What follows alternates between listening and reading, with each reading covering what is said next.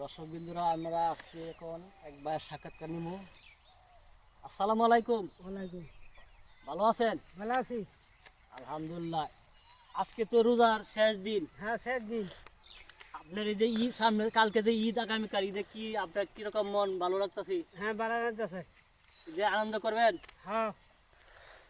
দর্শক বিন্দুরা, কালকে আগামীকাল ঈদ আমাদের। এই ঈদে উনি আনন্দ প্রকাশ করছে, তার মনে অনেক আনন্দ। আপনাদের এই যে গাছ তুলতেছে, আমরা কি গাবি আছে? হ্যাঁ, গাবি আছে। আপনার গাভীর দুধ দেয়? হ্যাঁ, দুধ দেয়। আপনার গাভীর দুধ তো মনে হয় ভালো মিষ্টি, হ্যাঁ? হ্যাঁ, মিষ্টি।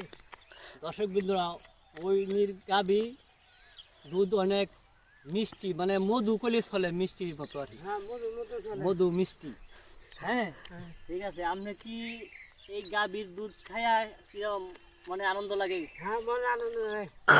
কি মধুর মতোই? মধুর মতন। হাই মধু, হার মধু। হাই মধু। দর্শক বন্ধুরা, ওনার গাভীর দুধ একবারে হাই মধু, খালি খায়া খালি হাই হাই করে হাই মধু, হাই মধু। ঠিক আছে, আপনারা সবাই ওনার দুধ বিক্রি করবে, ওনার দুধ আপনারা সংগ্রহ করবেন। আসসালামু আলাইকুম। ওয়ালাইকুম সালাম।